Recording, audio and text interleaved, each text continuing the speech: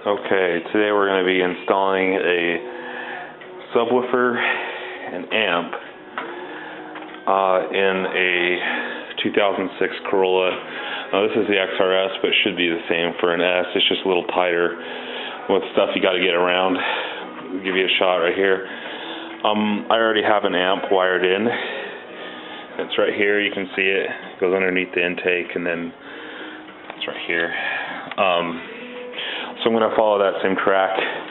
I'm going to put the amp in the back, mount it to the seat. So here's my other amp. So this is going to contain a 4-channel. This is my 4-channel amp. It's right there. So I'm going to show you how to do it with the 4-channel as well in a car. And then this is my trunk. And then I have that sub. I have a 12-inch JL, which is really nice. I got it off Craigslist for $100, including the box, and it's a really nice sub with a really nice box. I think the box is worth about $100 by itself. So basically what we're going to need to do, we're going to wire the amp in the back and the sub in the back, but we need to put the hardest thing probably is to get the power cable through the firewall all the way to the back of the car. And also I wanted to do a level control because all different types of music have different bass levels, and so you want to be able to adjust the bass if you want. Somebody's riding in your car, kids or whatever, you can control it with this little knob. So this is really nice. So I got an extra set of RCAs here. So this is a really old amp. It's an Memphis 500. I think it's about 6 or 7 years old, but it works great. You also need some sockets, not too many, and a ratchet, and then a screwdriver, and I'll show you that. So like I said, the hardest thing to do is to wire it through the firewall, but I've already done that, so I'm just going to follow the old cable, and I'll show you where I put that. Like I said, the XRS really crammed in here compared to the S. You can see it's an XRS with the VVTL. The L is what makes the difference. So this car has upwards of 40 more horsepower than the regular Corolla with the same size engine. And then I put a lightweight flywheel in it and racing clutch, and it has MagnaFlow exhaust, so it gets up and goes really well. So it's just really tight in here, but you can see where I've ran the cable. It's right here. And I've ran it through the firewall through a bunch of wires with the harness actually back in there. And that seemed to work really well. So I'll go ahead and open this stuff, and we'll get started, and then I'll show you how to undo the dash. The dash is really easy for the stereo. I'll show you that as well. And then since I already have, so you need the power cable, a ground, and what's called a signal cable. Now the signal cable I'm going to take from my 4-channel amp, because that doesn't carry any power, and I have my 4Runner wired in series with the 2 amps because I have a 4-gauge. Both amps are wired to a 4-gauge wire, a true 4-gauge wire, but this is only 8. So I'm going to run a whole nother cable because this is only 8 what I have in here as well for my 4-channel. So to show you that, I'll show you. I'll open all this stuff, and then we'll shove the wire through, and I'll show you where I ran that. Oh, and also you'll need some zip ties too. You need some of those. But there's some in this kit. Amazon was pretty cheap. For all this stuff, it was about $60 for the level control, the extra set of RCAs, and the power kit. So typically 500, even all the way to 800, you can use an 8-gauge. And then anything, I would guess over, 1,000, you should use a 4-gauge wire. So I'll show you that. First thing what we'll do is we'll unhook the battery, and we'll wire this cable, and we'll do that then. So first thing you want to do is undo the battery. So we'll always undo the negative first. So I just take a wrench and just undo the negative first. And then I just tuck it behind the battery here so it doesn't flip up. Just tuck it in behind the battery here. See, that's what you don't want to have happen, is have it flip up there. And then you always undo the positive. So always the negative first and then the positive. And this one has a little bit of corrosion, so we'll have to deal with that. When I did my clutch, about a month ago, I cleaned it all off, and then this just comes off, just like that, just like that. And this is where we're going to actually put right here on this bolt. The Toyota is really nice because they do these bolts on these terminal connectors. So it makes it really nice to add on, you know, a wiring kit for a sub or anything or something like that. So it makes it really easy to do that, because you want to put it from the power, which is your positive, all the way to your amp. So this is the power cable. Sorry. This is the power cable. Now you always want to have a fuse. And these fuses should be sealed to prevent against water corrosion and stuff like that inside. And then you'll just use zip ties to make sure it doesn't jingle around in there. So and this one's already put in. Actually, sometimes the fuses aren't put in, but this one's nice. It's already put in. So we'll leave enough cable up here, and then I'll show you where I went through put it through the firewall and show you where I went through. So to get a little bit more room in the XRS, I decided to remove the air box. So I'm going to show you how to do that really quick. First, what you do is you undo these little clips. They're up like this. You just pop them back. But there's a whole bunch of hoses around in the back for this air box. You don't want to miss them, and you don't want to pull on them. So what I do then for this is, you see the screw right here. I just loosen that. Sorry, kind of hard to do with one hand here because I'm holding the camera. And so that's that.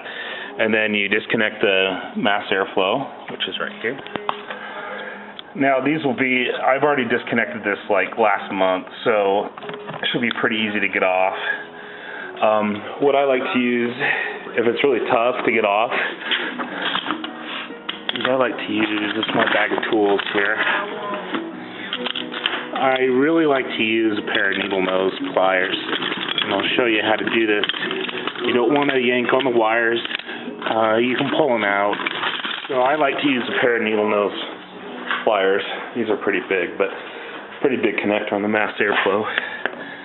So you can see my wires, and then you just squeeze the button and pull back here.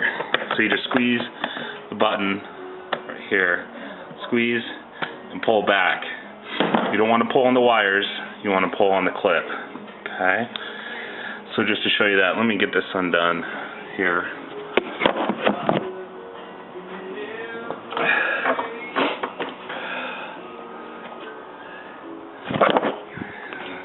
Same thing with this one right here. You want to just undo this as a vacuum hose. Probably to do with the vacuum recirculation. So you want to make sure that that's undone. And then there's a 10mm bolt right here. You need to undo that as well. I think it's a 10 or 12, but yeah, it's 10. So you can use a socket or a wrench. My wrench is angled, so that's why I was able to do that. So there's the bolt there, and then it's a little tricky because there's a little clip underneath this, so then you can lift this air box out just like that. Okay, and then you need to, this is the throttle cable right here, right there. See, this is the hoses I was talking about to flip it over, so they connect up right here. You just pull that off. Okay, and it connects right there to this vacuum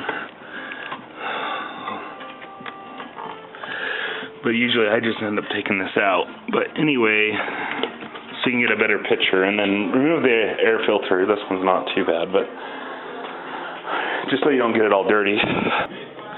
So this bunch of wires right there, that's where we're going through. You can see my blue one is right here. Sorry. My blue one's right here. Nope, that's not it. Hang on.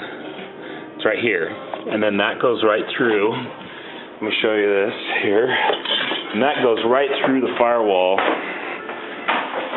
So on these XRSs, so it's pretty tight, especially with the sway bar. You can see the sway bar right here. It's pretty tight. See the red cable where it's going to go here, pretty much. And you see that bunch of wires right there. That's where we have to go through. I can't actually get my finger back in there, barely, but my wrist is stuck. So what I did, now that I remember, is I removed this cover right here, and there's just 4 10mm bolts there. So we're going to remove the cover there, just the engine cover, and get that off, and then I'll be able to stick my hand back in. So when I did this a couple of years ago, I couldn't remember how I got in there, but I don't know if my hand's fatter or what, but I couldn't actually reach back in there and get that wire in. So I just removed the sway bar. One 19mm nut right there, goes right there, and then I just pulled it up. So that's the sway bar right there. It's almost out. So I just got one more bolt if I wanted to, but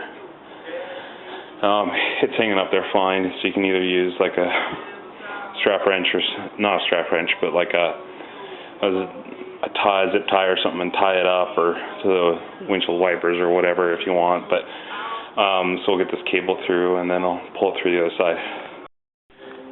Okay, we got the cable through. So as you can see, it's running right into the firewall, into that group of wires. And then on the inside of the car, actually this is pretty easy to see. Let's see here.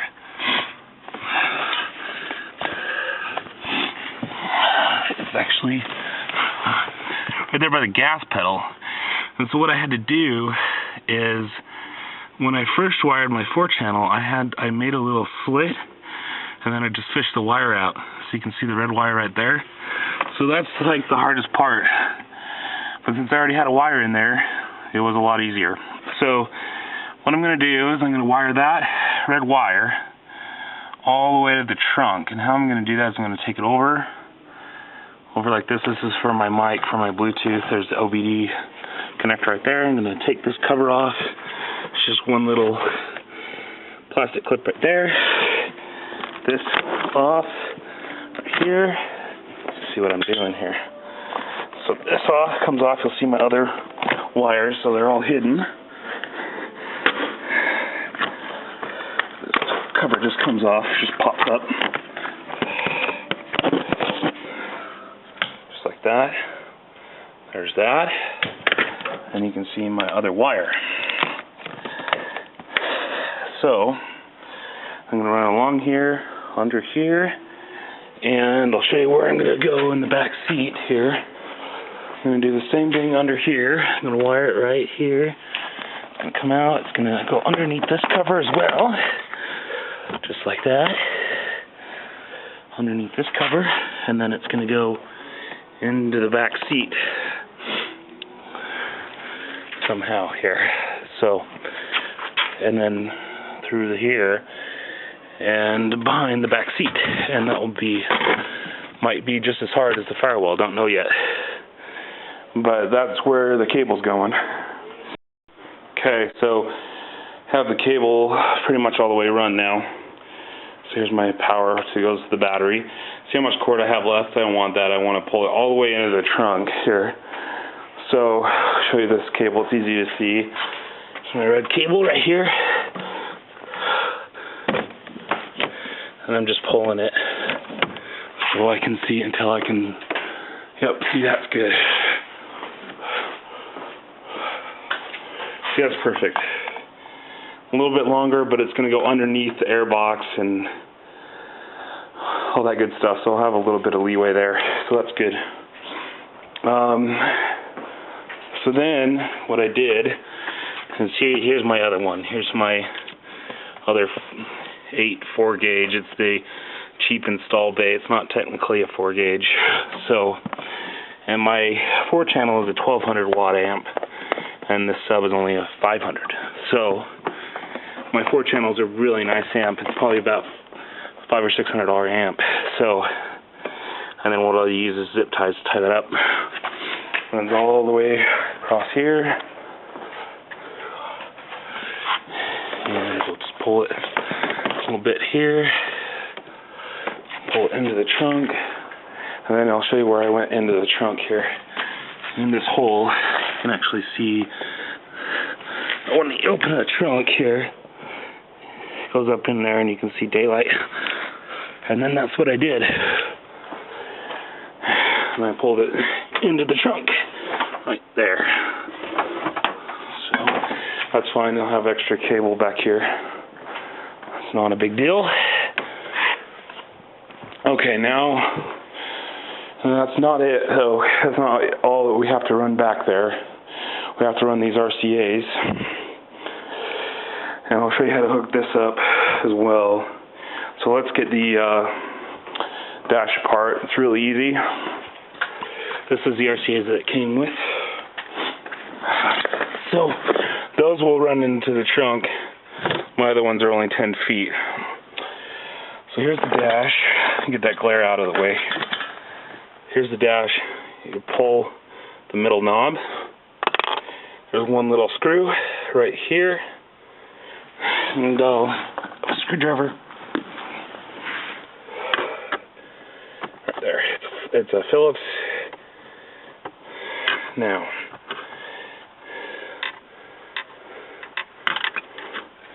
so I usually just put it in the cup holder so I don't lose it. And then I've had to tape this piece up because it keeps falling down when I drive. So that needs to be undone. And this tape, and this just falls out actually. One of the crappy things about it. Okay, and then you got to pop this piece up around the shifter. You get a flat head here. Small. Just I don't want to get too rough with this plastic stuff. You know, it's a pretty long one. Because you'll end up breaking it. A good thing to learn with mechanics is when to get rough with stuff and when to be kind of gentle. So I just one clip over there on the right and on the left, and this piece just comes out just like that. So it kind of comes back like that, and then I just turn this piece to the side, and then you can unhook this if you want. It's to the power. Okay, and then that's it. And then this whole piece, you know what I mean? This whole middle piece here just comes all, you just pop it out. Just like this.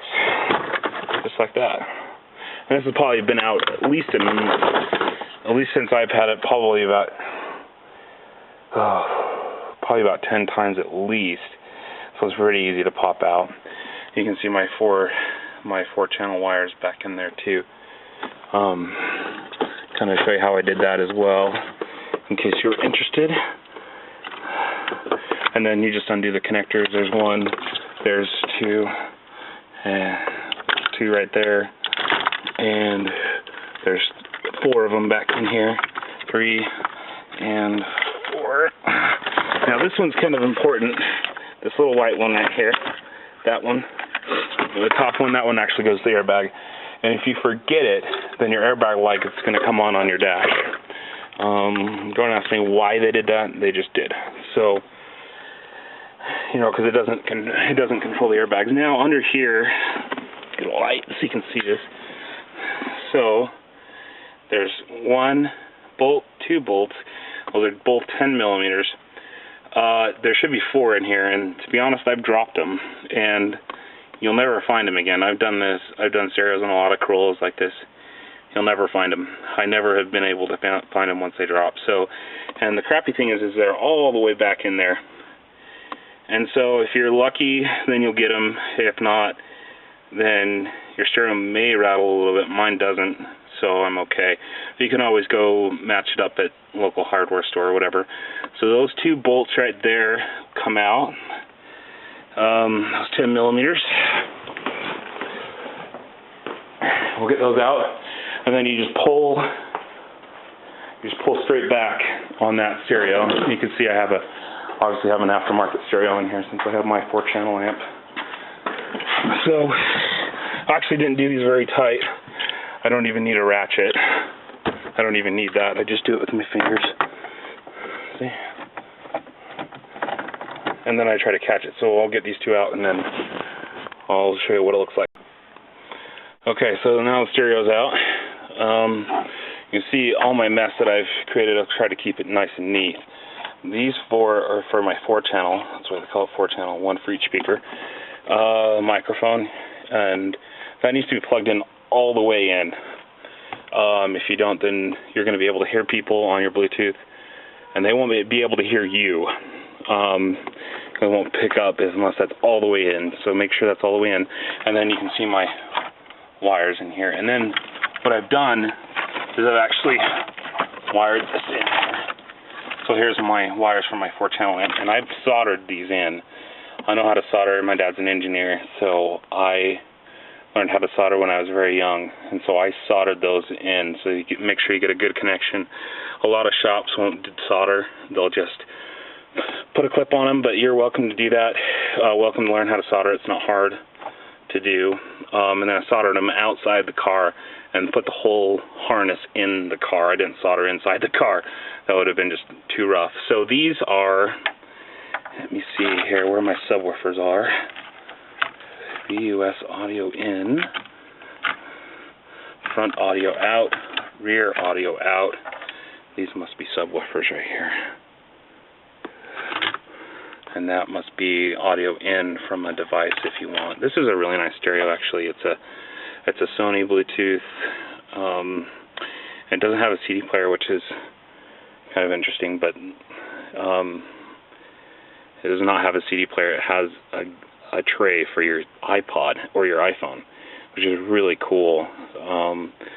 This deck puts out is the highest output deck that you can buy right now. That's why I bought it. So it has, I think, 5-volt pre-outs, which are these for the RCAs. And most decks only go up to 3 or 4, sometimes even 1.5 if you get a cheap one. You definitely want to go at least 3. If you're doing a 4-channel amp, at least 3 volts pre-out, if not 4 or 5. When you get up to 4 or 5, it doesn't really make a difference that much. But since I have such a nice amp, my 4-channel, then I wanted this. So leave these out. So this is where my subwoofers are going to go. So I'll wire these up, and then I'll show you where I'm going to wire this, and then I'll show you how to do that that adjustment. Okay, so now I have those extra RCAs I showed you. They're only 10 feet long, which is plenty. It's overkill, actually. See it all on my lap here. So what I'm going to do, I wired these exactly how I wired my 4-channel amp. So you can see them all going with my other RCAs right here. They're the blue ones. And then I'm going to put this is a level control right here that I showed you. So it has input and output on here. And they're marked with these little rings. Right here, there's output, I think. Get this camera to focus. This one says input. So it's going to wire into these right here. This into here after I run it, and then I'm going to mount this right here, right there. So I'll wire that in and put that about there and show you how it looks. So now I have this thing in, and I'll just screw that in right there. So you can see, get rid of this glare, my wires in here now, they're all hidden. I had tons of extra RCA cable. I just stuffed it all in there and I zip tied it all in a circle. so I know what it's going to, and it's not all in a mess in there. One of the most important things, especially when if you do a 4-channel amp, all my wires are right there. They're all bundled together. They're all labeled, what channel they go to, what speaker they go to. Everything is all labeled, just with some masking tape and a Sharpie. Can't stress enough how important that is, especially if you have a problem. You can identify which speaker it is and which wire, therefore, it is. So that's one of the biggest suggestions that I would make. So stereo's back in right there, and then this RCA goes to the trunk. Now I'm going to cross it underneath my other amp, underneath my seat, and then run it where the power cable went. That's exactly how I'm going to do this, and that will go to the amp. And I also need to run the signal cable from the amp. I'll show you that. It's just a small little blue wire, not hard at all. I'm just going to twist them together and run it back. I'll show you that. I'll show you which signal cable it is on my amp, and I'll show you the finished run product here. Okay, so here's my amp. I'm going to take the little blue wire I told you about. There's my signal wire right there. See how nicely this is all done. It's all labeled, these little tape and everything. This is, like I said, a really nice amp, and it's an Infinity Kappa, which is pretty much top of the line, in my opinion, but I have Infinity Kappa speakers, so it works really well with those. So you just barely undo that, so it comes right out. And then what you do is you I strip my new one. It's right, let's show you this. It's right there.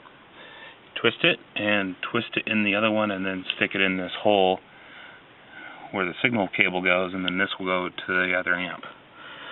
So then it'll run just like this. Where my RCAs right there, you go right into the trunk. And those 3 wires will be enough to get that amp in the back working. And then what we'll do is we'll mount that amp to the back of this seat with some screws and a drill. And then we'll be pretty much done, and then just to tune, hook it up to the battery, and then we're pretty much done. Okay, so here's my amp. Here's all the cables. My signal wire, RCAs are plugged in, my power wire. So now where to put the ground is you have to have a ground. Put mine right there. That's the strut. You can see the strut right above it. And I believe that's to hold the strut in. I believe. I've never done wrist struts in this car, so I don't know if that's something else, but it was a big bolt. I just undid it, and there's my ground. So that's what I need. So now I'm going to just hook up this amp, and well, I'll probably mount it first. I'm going to mount it against that black piece that's over here, and mount it right there with some screws and a drill. Okay, well, there it is all back together. There's my amp, power, signal, and ground, and the RCAs are right there. I know it's crooked. That's flat, actually, right there. That's okay. It was hard to put up by myself, and hardly anyone's going to see it anyway. So, and then all I have is my sub, and put my dash back together. It just goes back the way it was. And then I just zip tie everything, all the cables back in. And that's it. I'm going to clean off my battery post, and then I just undo this one. I think that's a 12 millimeter right there. And you just put this around there, just like the other one. Sorry, it's dark. Just like that. And then you're done. And that's it. So thanks for tuning in. Let me know if you have any questions. But that's how you put, basically that's how you put a sub in a car. And I already had some of the work done because I have my 4-channel amp. And so we'll get this put back together and we'll test it. Okay, so we're all done and it works. So, see the blue light right there, the amp is on. And you can hear the sub. Can't see it moving, I don't have it high enough, but so whenever you hook the sub up, is you want it to, I already have this one adjusted. So you put the gain, everything all the way down, just turn on your sub, and then adjust it from there, adjust the gain until you can hear it. And then it's nice that I have this level control sitting right here, though. This little guy. Sorry, let's get some light. Let's see. I'll show you.